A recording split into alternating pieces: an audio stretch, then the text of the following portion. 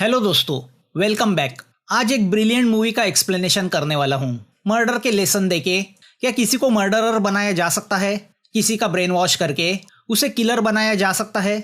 इसी दिमागी खेल पे ये मूवी बनी है। तो चलो इसका एक्सप्लेनेशन देखते हैं। मसाया एक लॉ कॉलेज का स्टूडेंट है। उसकी दादी का अभी अभी देहांत हुआ है। अंतिम संस्कार के बाद घर में मेमोरियल सेरेमनी चल रहा है। सब अपनी ही मस्ती में है तो कुछ बूढ़े मसाया को अपने साथ वाइन पीने बिठाते हैं, जो उसके डैडी फुजिनो को अच्छा नहीं लगता क्योंकि उन्हें अपनी माँ की मौत का बहुत दुख हुआ है। इस बात पे वह रात को अपनी नाराजगी मसाया के सामने जाहिर करते हैं। रात को मसाया जब अपने बेडरूम में आता है तो उसे टेबल पे एक लेटर पड़ा दिखाई देता है। किसी यामाटो ने उसे वो लेटर लिखा होता है।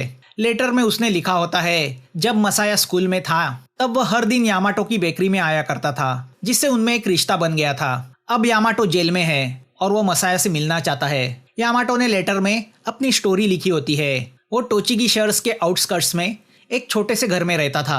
हर दिन अपनी बेकरी में आता था। उसके बेकरी में आने वाले स्टूडेंट पे उसकी खास नजर होती थी, खास करके जो स्टूडेंट पढ़ाकू है उन पर। वो उनमें से सिलेक्टेड स्टूडेंट को किडनैप करता था, फिर उन्हें घर के पास बने स्मोक हाउस लाता था।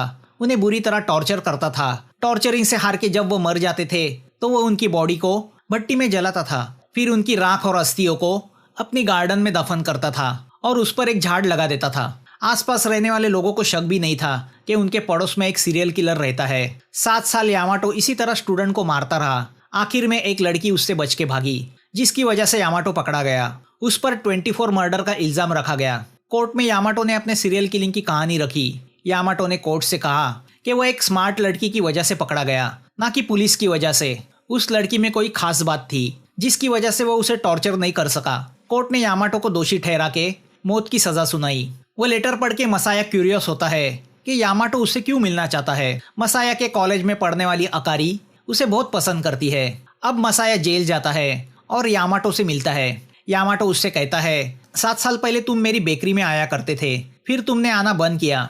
मसाया बताता है कि वो दूसरे शहर की स्कूल में पढ़ने गया था। यामाटो उससे पूछता है कि क्या तुम्हें पता है मैंने क्या किया है, मुझे जेल क्यों हुई है? मसाया कहता है, हाँ, तुमने 24 लड़कियों का मर्डर किया है। वो यामाटो से पूछता है कि क्या कभी उसके दिमाग में मसाया को मारने का भी ख्याल आया करता था जब वो उसकी बेकरी में आया करता था? यामाटो कहता है, नहीं, मैं सिर्फ 17 से 18 साल के बीच के स्टूडेंट को ही मारता था। तब तुम 14 साल के थे। तुम में मैं अपने आप को देखता था। कुछ दिन के बाद मुझे फांसी होगी। कोर्ट में मैंने अपने गुनाह मान लिए हैं, मगर एक बात मैं कभी मान नहीं सकता, मुझ पे 24 मर्डर का इल्जाम रखा गया, मगर मैंने सिर्फ 23 यानी 23 मर्डर किए हैं, 24 नहीं। उस जिस 26 साल की लेडी का मर्डर हुआ है वो मैंने नहीं किया।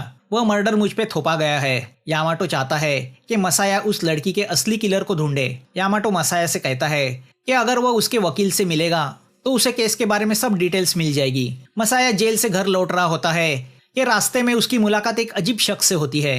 वो भी शायद जेल में किसी से मिलने आया था। अब मसाया समूरा नाम के उस लॉ फर्म में जाता है जिन्होंने यामाटो का केस कोर्ट में लड़ा था। वो उस फर्म में इंटर्नशिप लेता है। अब मसाया यामाटो की केस के फोटो निकाल के अपने नोट्स बनाता है। उन्हें स्टडी करके मसाया को पता चलता है कि यामाटो सबसे पहले अपने शिकार से पहचान बनाता था, फिर उनका विश्वास जीतता था, फिर मौका देख के उन्हें बेहोश करके अपने स्मोक रूम ले आता था, जहां टॉर्चर करके वो उन्हें मार देता था। सभी विक्टिम ब्रिलियंट कॉलेज स्टूडेंट थे।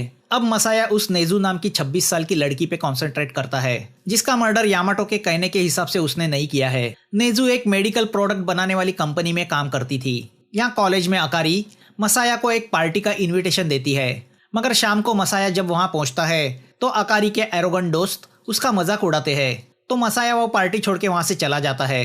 रात को मसाया अपना समूरा फर्म का विजिटिंग कार्ड बनाता है और दूसरे दिन बस से उस जगह जाता है जहां नेजू का मर्डर हुआ था। उस रात नेजू को बुरी तरह टॉर्चर करके मर्डर किया गया था। मसाया को केस स्टडी से पता चलता है कि यामाटो अपने सभी विक्टिम के नाखून निकाला करता था, मगर नेजू के नाखून निकाले नहीं गए थे।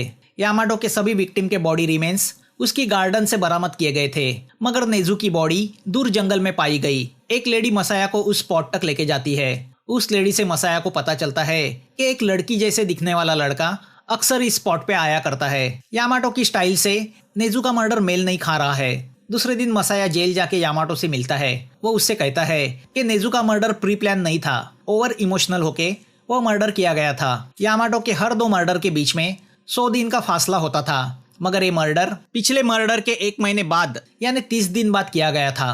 तो मसाया मान जाता है कि नेजुका मर्डर यामाटो ने नहीं किया। यामाटो मसाया से कहता है कि किसी और का मर्डर वो अपने सर लेके क्यों मरे। तो अब मसाया नेजुकी कलीग से मिलता है।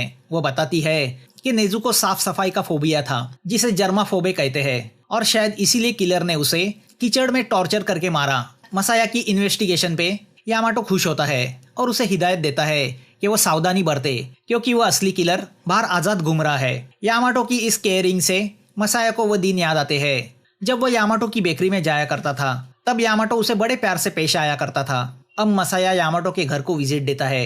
यामाटो का पड़ोसी उससे कहता है कि उसे अभी भी विश्वास नहीं हो रहा कि यामाटो एक सीरियल किलर है। मसाया उस स्मोक हाउस को देखता है जहां यामाटो ने उन 23 लोगों का मर्डर किया था।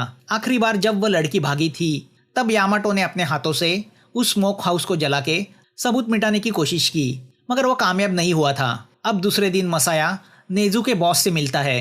बॉस बताता है कि जब नेजू का मर्डर हुआ तब वो उसके दोस्तों के साथ था जिसका उसके पास प्रूफ है, तो अब उस पर भी शक नहीं किया जा सकता।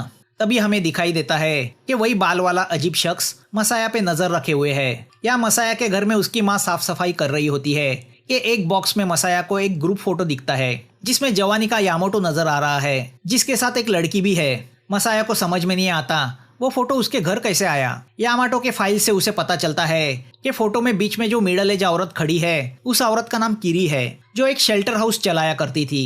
अब वह जिंदा नहीं है। उसने यामाटो को एडॉप्ट किया था और उसी औरत ने यामाटो को बेकरी ओपन करने में भी मदद की थी। यामाटो को बचपन में उसके फादर एब्यूज किया करते थे तो किरी ने उसे सहारा दिया।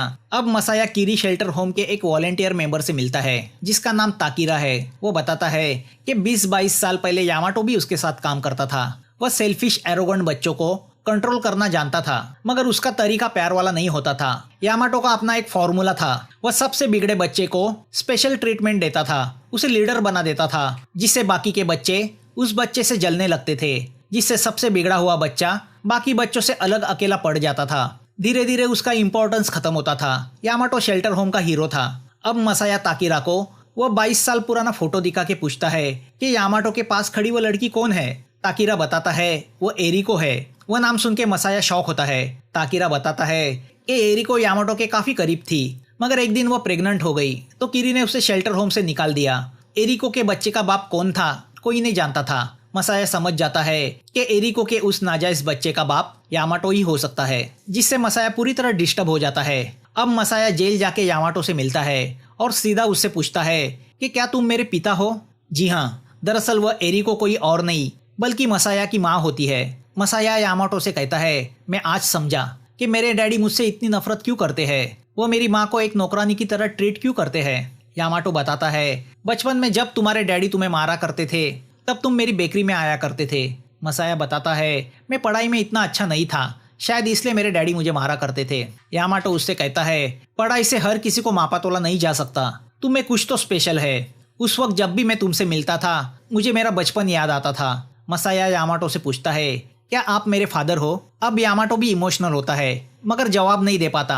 अगले दिन दादी की मेमोरियल से लौटते वक्त मसाया अपनी माँ से कहता है कि वह यामाटो से मिला था। वह सुन के उसकी माँ यानी एरी को शौक होती है। माँ से उसे पता चलता है कि बचपन में वह भी एब्यूज का शिकार हुई थी। उसने सुसाइड करने की कोशिश की तो किरी ने उसके शेल्टर होम में उसे सहारा दिया। मसाया उससे कहता है कि शेल्टर होम में तुम यामाटो के काफी करीब थी।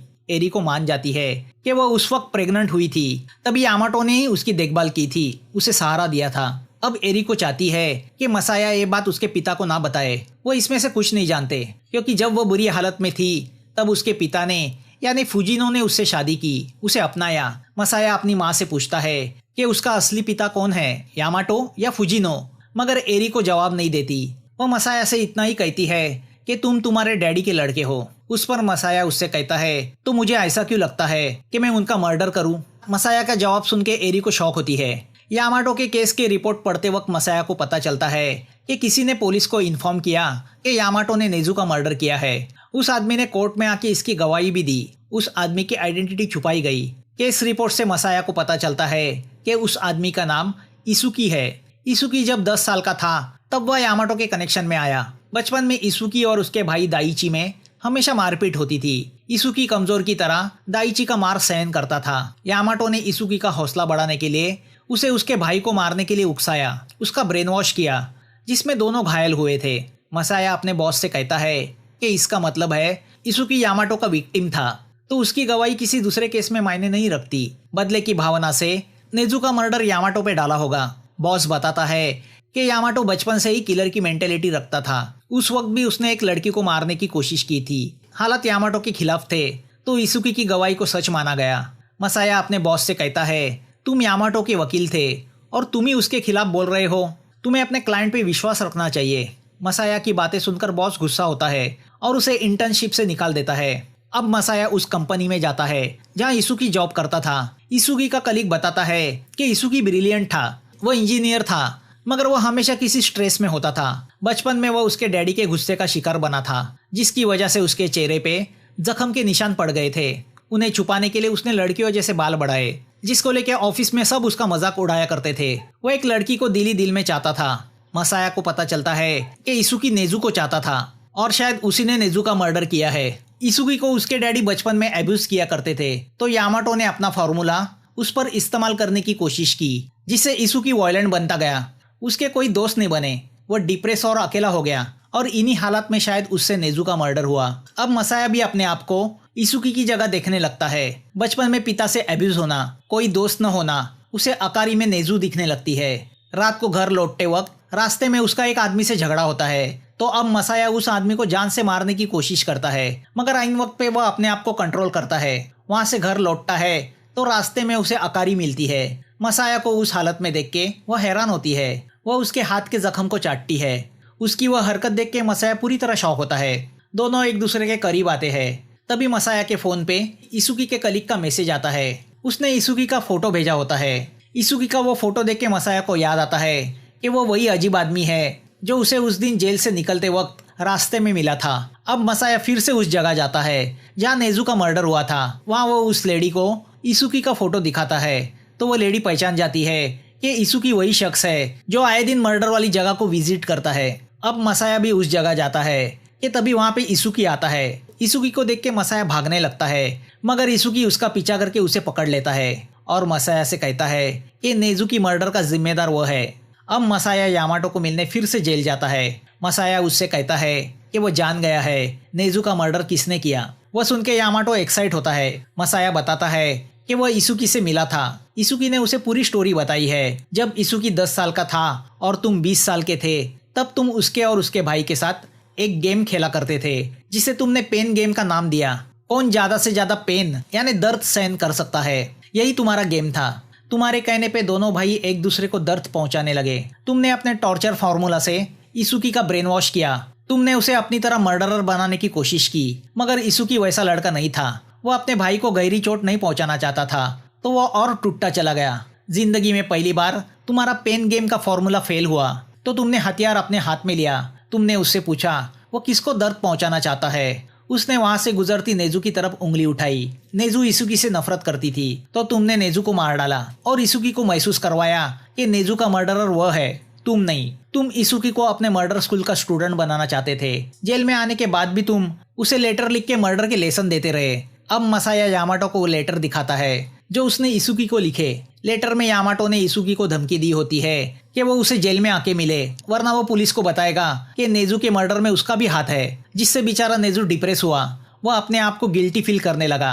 मसाया यामाटो से कहता है इसुकी जेल तो आया, मगर तुमसे नहीं मिला। तुम्हारी मर्डर स्कूल का वो स्टूडेंट नहीं बन पाया। अब यामाटो मसाया की तारीफ करता है कि जो पुलिस नहीं ढूंढ पाई उसे तुमने ढूंढा, मगर इसुको जैसे पागल ने तुम्हें बेवकूफ बनाया। यामाटो मसाया से कहता है नेजू को इसुको ने ही किडनैप किया और जंगल ले जाके मर्डर किया और कोर्ट में मेरे खिलाफ गवाही देके नेजू के मर्डर में मुझे फंसाया। अब यामाटो मसाया का ब्रेन वॉश करने लगता है। वह मसाया से कहता है तुम बचपन से स्पेशल हो, तुम्हें भी बचपन में एब्यूज किया गया था, तुम्हें अपने आप में आत्मविश्वास जगाना जरूरी है। मगर मसाया उसकी बातों में नहीं फंसता। वह यामाटो से कहता है तुम ऐसे स्टूडेंट से हमेशा नफरत करते आए जिन्होंने कभी जिंदगी में कोई दर्द महसूस नहीं किया, जिनकी जिंदगी हमेशा खुशहाल रही, क्योंकि दुनिया ने तुम्हें हमेशा दर्द दिया। इसीलिए तुमने उन 23 स्टूडेंट को किडनैप किया, उन्हें टॉर्चर करके दर्द महसूस करवाया, फिर ब्रूटली उनका मर्डर किया। तुमने अपनी भड़ास उन पे निकाली।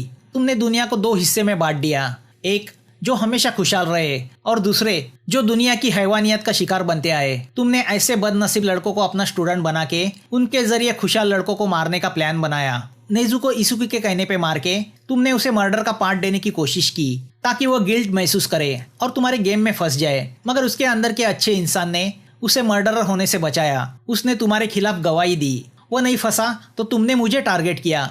इन्वेस्टिगेशन के बहाने तुमने मुझे मिलने बुलाया, मेरे दिमाग को कंट्रोल करने की कोशिश की। अब यामाटो अपना आखिरी हथियार निकालता है। वो मसाया से कहता है कि क्या तुम्हारी माँ ने बताया नहीं तुम्हारा पिता कौन है? मसाया कहता है वो जो कोई भी है, मगर तुम डेफिनेटली नहीं हो। और रही मेरी माँ के उस प्रेगनेंसी की बात, तो मुझे पता चल चुका है वो बच्चा जन्म लेते ही मर चुका था।